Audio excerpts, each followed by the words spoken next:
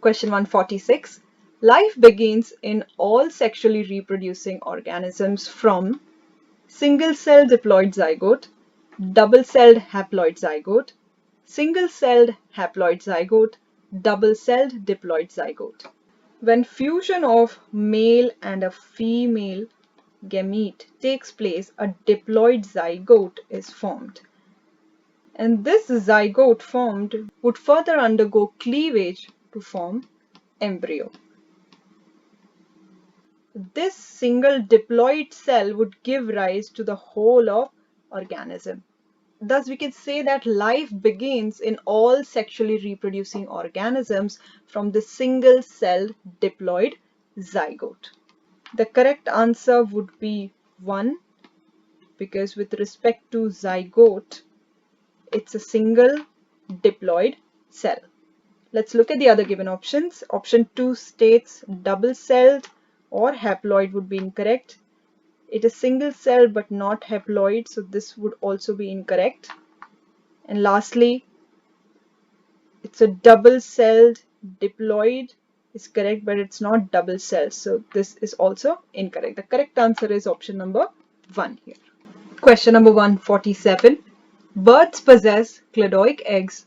Which of the following events occur during their sexual reproduction? Internal fertilization and internal development, external fertilization and internal development, external fertilization and external development, internal fertilization and external development. In case of birds, the fertilization is internal. And after the fertilization, suppose this is a fertilized egg,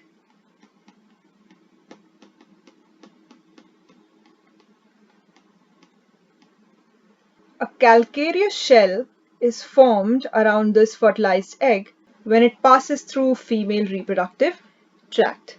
These eggs are then laid out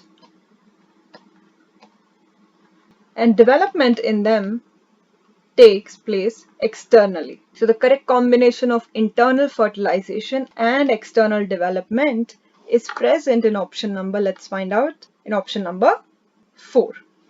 In option number 1, the development is said to be internal, which is incorrect. And in option number 2 and 3, the fertilization is said to be external, which is incorrect. The correct answer is 4. Question number 148. Which of the following animal is not hermaphrodite? Leech, cockroach, tapeworm, sponge. The term hermaphrodite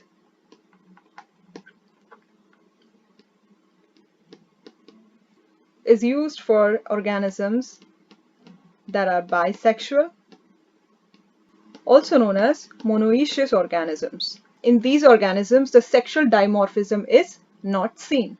Examples of hermaphrodites include sponges, leech,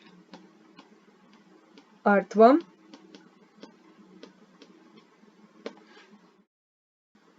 tapeworm, etc. In the question, we have to find out an animal which is not hermaphrodite. Leech, tapeworm, and sponges are hermaphrodites. And option number 2, cockroach. Cockroaches are unisexual and it shows sexual dimorphism. The cockroach is not a hermaphrodite and our correct answer. The correct answer is 2, cockroach. Question 149. All of the following are advantages of asexual reproduction except we have to find out which among the given option is not an advantage of asexual reproduction. Options are 1. It is uniparental. 2. It is a rapid mode of reproduction. 3. The young ones are exact replicas of their parent. 4. Produces clones which are significant for evolution. Let's go for the options one by one. Option 1, which says it is uniparental, it is considered as an advantage because being uniparental, asexual reproduction is simpler and faster. So this is an advantage. 2, that it is a rapid mode of reproduction. This is also correct. Being less elaborate, it is faster than sexual reproduction. Option 3 states the young ones are exact replicas of their parent. This is also correct. The product of asexual reproduction are called clones, and they are genetically and morphologically similar individuals. So this is also an advantage. Option 4, which states it produces clones which are significant for evolution. This is incorrect because sexual reproduction is significant for evolution. To note here is that variations which are produced in a sexual reproduction are considered as raw material for evolution.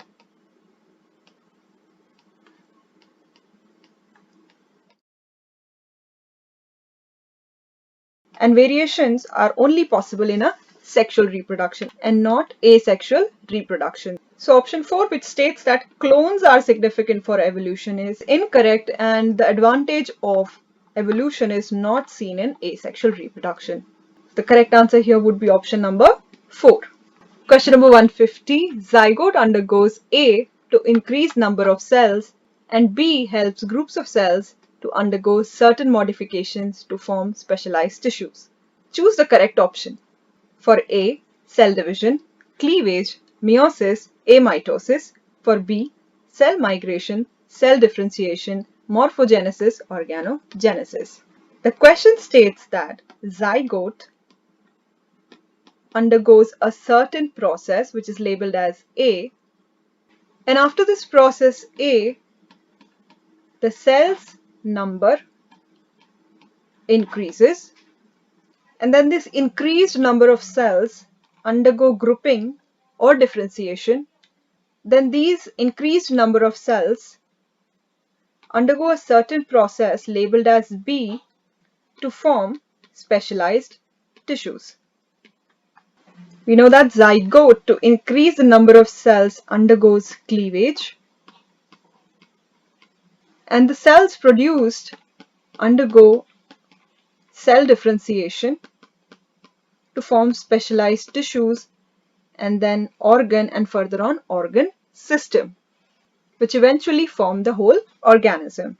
Thus, here A represents cleavage and B represents differentiation or cell differentiation. The correct option for A and B would be cleavage and cell differentiation, which is given in option number 2. Let's look at the other given options. A reads cell division in option number 1, and cell migration would be incorrect, as migration definitely takes place, but that does not in itself give rise to specialized tissues. Option 3 states meiosis, that would be incorrect. Morphogenesis, which is formation of shape, would be incorrect. Amitosis, that is binary fission, would be incorrect. Organogenesis, that is formation of organs, this takes place because of this cell differentiation. The correct answer would be option number